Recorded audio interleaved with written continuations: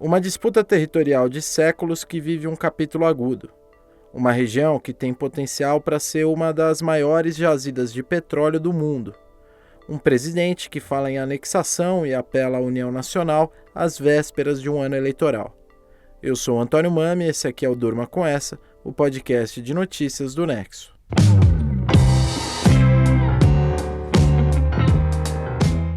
Olá, eu sou o Conrado Corsaletti, estou aqui com o Antônio para apresentar esse podcast que vai ao ar todo começo de noite, de segunda a sexta, sempre com notícias que podem continuar a ecoar por aí. Segunda-feira, 4 de dezembro de 2023. Dia seguinte a um plebiscito em que eleitores da Venezuela aprovaram a anexação da região de Essequibo, que fica na Guiana e corresponde a quase 2/3 do território do país vizinho.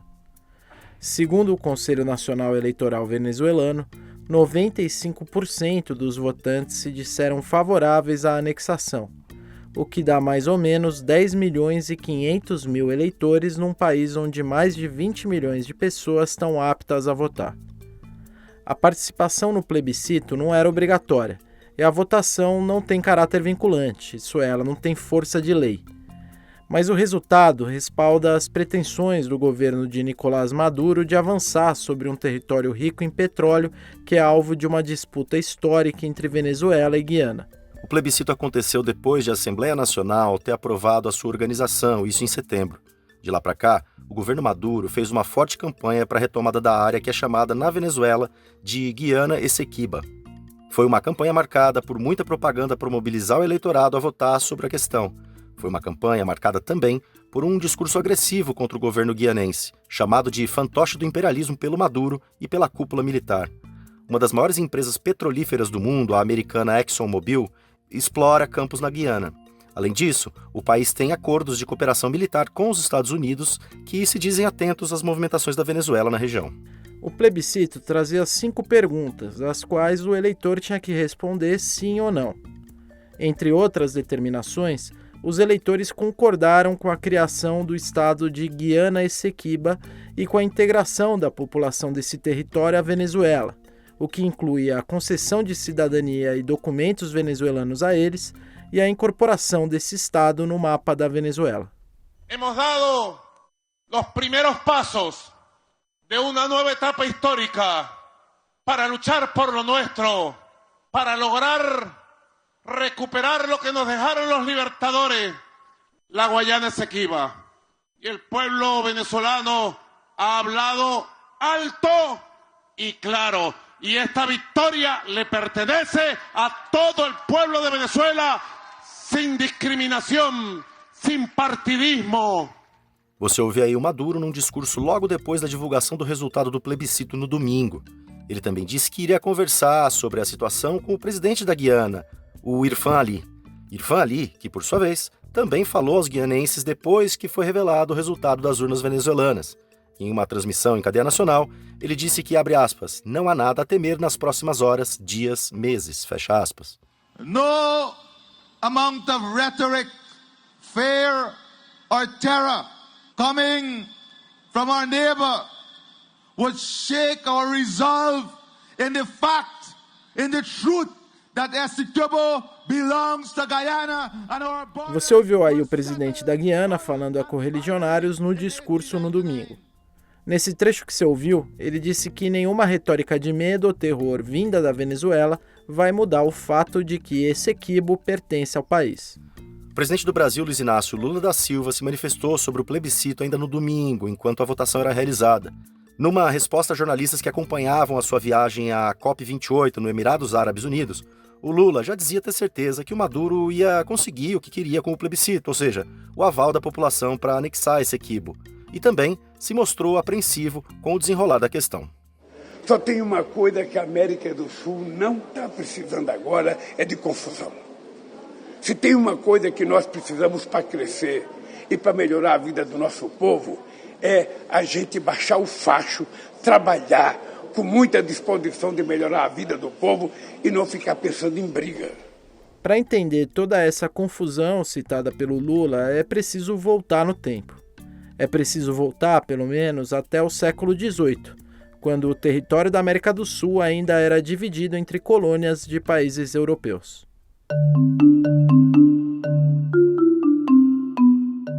A Capitania-Geral da Venezuela, colônia espanhola, foi criada em 1777. A fronteira leste do território ocupado pela Espanha ia até o rio Essequibo, que é a divisa da área hoje reivindicada pelos venezuelanos. Em 1810, a Venezuela se tornou o primeiro país independente da América do Sul. Nas constituições escritas a partir daí, o rio Essequibo também era usado como referência para delimitar o território venezuelano. 4 anos depois da independência da Venezuela, a coroa britânica comprou territórios vizinhos, que eram dominados pelo Império Holandês. Eram as colônias de Berbice, Demerara e de uma parte de Essequibo, territórios que hoje formam a Guiana. Os britânicos então passaram a expandir a sua área de ocupação, tomando toda a região de Essequibo. Em 1841, o Reino Unido produziu um mapa delimitando as fronteiras oficiais, com toda a região de Essequibo sendo parte da Guiana. Os venezuelanos não aceitaram. Em 1899, houve a primeira tentativa judicial para resolver o imbróglio no Tribunal Arbitral de Paris, cuja sentença foi a favor do Reino Unido. O século virou e, em 1962, a Venezuela apresentou uma denúncia à ONU contestando a sentença da Corte Arbitral de Paris, com base em relatos de que os britânicos teriam coagido os juízes responsáveis pelo julgamento. Começou então uma rodada de negociações entre os interessados: a Venezuela, o Reino Unido e a Guiana Inglesa, que ainda era colônia britânica. Em 1966, os países chegaram ao acordo que ficou conhecido como Acordo de Genebra, que mantinha o território como parte de Guiana, mas reconhecia que aquela era uma área em disputa que seria negociada posteriormente. 3 meses depois da assinatura do acordo, Guiana se tornou independente. As discussões sobre Essequibo ficaram estagnadas durante décadas, mas o território chamou a atenção do presidente Nicolás Maduro em 2015, quando a petroleira ExxonMobil descobriu uma enorme jazida de petróleo no litoral da região, que poderia tornar a Guiana um dos 20 maiores produtores de combustíveis fósseis do mundo. Em 2018, a Guiana entrou na Corte Internacional de Justiça pedindo para o órgão reconhecer Essequibo como território guianense. O tribunal não decidiu o mérito da questão, mas se proclamou competente para lidar com o assunto. Uma autoridade que a Venezuela nega. Às vésperas do plebiscito de 2023, a Corte proibiu qualquer medida que visasse alterar as fronteiras. Mas Maduro rechaçou a decisão, abre aspas. Não poderão subverter o direito do povo venezuelano se expressar através do voto, fecha aspas.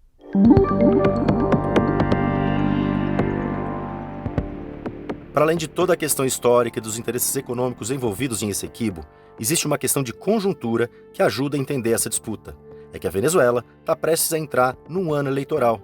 Em 2024, os venezuelanos vão às urnas para decidir se dão mais um mandato pro Maduro ou se, finalmente, depois de tantas eleições contestadas e vencidas pelo Maduro, é hora dele deixar o poder. Quem se apresenta como principal adversária do presidente na corrida é a Maria Corina Machado, uma ex-deputada da oposição que, por enquanto, está proibida de ocupar cargos públicos.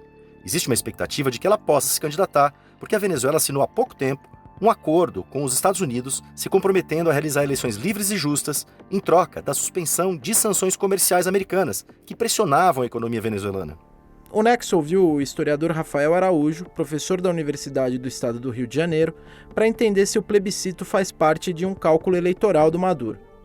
De acordo com o professor, a questão de Essequibo é um ponto de união entre os venezuelanos e ajuda o presidente a explorar o nacionalismo como arma política. A Carolina Pedroso, que é professora de Relações Internacionais da Universidade Federal de São Paulo, disse que o plebiscito ajuda a fortalecer o Maduro perante uma sociedade dividida como é a da Venezuela. A Carolina Pedroso também disse que o resultado do plebiscito pode servir para legitimar internamente alguma ação do governo venezuelano na região, uma operação militar em último caso. Como a gente disse, a votação sobre Essequibo não muda a situação da administração e controle da região, mas ela aumenta a tensão. Ainda assim, a professora da Universidade Federal de São Paulo não acha que a situação pode crescer para um conflito armado, com alto custo político, humano, econômico para todos os envolvidos. O Oliver Stunkel, que é professor da Fundação Getúlio Vargas, também avalia a chance de conflito como remota. Numa publicação nas redes sociais, ele lembrou que uma operação militar contra a Guiana seria muito inoportuna no momento em que a Venezuela acabou de conseguir desfazer o garrote das sanções americanas na sua economia. Stunkel também lembrou que uma anexação de Essequibo seria condenada diplomaticamente, inclusive dentro da América do Sul. Para o Brasil, por exemplo, um conflito teria efeitos negativos, seja por se tratar de uma guerra entre dois países que fazem fronteira com o território brasileiro, seja por um possível descontrole no influxo de refugiados, seja pelos desafios que isso poderá causar à liderança do país na América do Sul, uma das prioridades de Lula no seu terceiro mandato.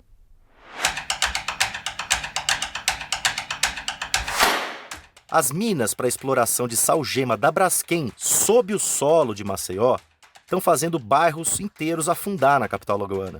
A região está em alerta máximo e quem vai explicar o que está acontecendo para a gente é a Mariana Vick, que escreveu sobre o tema no Nexo. Mariana, qual é a gravidade da situação? A situação é bem grave. Alguns estudos dizem que esse caso de Maceió é um dos maiores, se não o maior desastre ambiental em área urbana do mundo. Ele é um desastre lento que está acontecendo há muito tempo e começou a chamar mais atenção em 2018, quando, depois de fortes chuvas e de um tremor em Maceió, crateras se abriram num bairro da cidade e o chão das casas afundou. Hoje em dia, 5 bairros da capital alagoana têm sinais de afundamento: o Pinheiro, o Mutange, o Bebedouro, o Bom Parto e o Farol. Desde 2018, milhares de pessoas foram removidas das suas casas e hoje esses lugares são tratados como bairros fantasma, mas ainda tem gente vivendo nos arredores, alguns inclusive sendo obrigados a se retirar agora nesse novo episódio de afundamento. Tudo isso tem a ver com a atividade da Braskem, que mantinha 35 minas de sal-gema em Maceió desde os anos 70. Depois do desastre de 2018, um documento do Serviço Geológico do Brasil concluiu que a mineração em Maceió, que foi feita de forma inadequada, desestabilizou as cavernas subterrâneas que existiam na região e afundou o solo, causando também rachaduras. Estimativas dizem hoje que o afundamento pode durar até 10 anos até a estabilização. A Braskem pode ser responsabilizada por esse afundamento? O que a empresa diz a respeito? Depois de 2018, a Braskem foi cobrada e firmou um termo de acordo com os Ministérios Públicos e as Defensorias Públicas estaduais e federais. O texto criou um programa de compensação para os atingidos, obrigando a mineradora a dar auxílio para as desocupações, fornecer auxílio aluguel, custear as mudanças e dar apoio psicológico e assistência social para as pessoas. O programa começou em janeiro de 2020, depois de muitos moradores já terem deixado suas casas por conta própria ou apoiados pelo poder público. A Braskem também assinou um acordo socioambiental que determinou o fechamento dos postos de exploração em Maceió, ou seja, ela não opera mais lá. A mineradora foi ainda obrigada a monitorar a área atingida e compensar os danos causados para a cidade. Dados do programa de compensação da empresa mostram que mais de 19 mil indenizações foram propostas, mas alguns moradores reclamam que os pagamentos têm demorado ou são irrisórios. Eles também se queixam da falta de participação nos acordos com as autoridades e dizem que as medidas não contemplam todas as vítimas. A Braskem disse agora, com esse novo caso, que isolou o local sob risco e monitora a área. Ela também diz que desde 2018 colabora com o poder público para resolver os problemas causados pelo afundamento. O texto da Mariana você lê em nexojornal.com.br. E aproveita que a promoção para assinar o Nexo com sua conta do Google está chegando no final. É um desconto de quase 60% na assinatura anual para você ter acesso a tudo que a gente produz aqui. Do plebiscito venezuelano para anexar parte da Guiana aos bairros que estão afundando em Maceió, durma com essa. Com roteiro, apresentação e produção de Antônio Mami, apresentação e edição de texto de Conrado Corsaletti, produção de Marcelo Montanini, participação de Mariana Vick, edição de áudio de Pedro Pastoriz, termina aqui mais um Durma com essa. Amanhã tem mais. Até!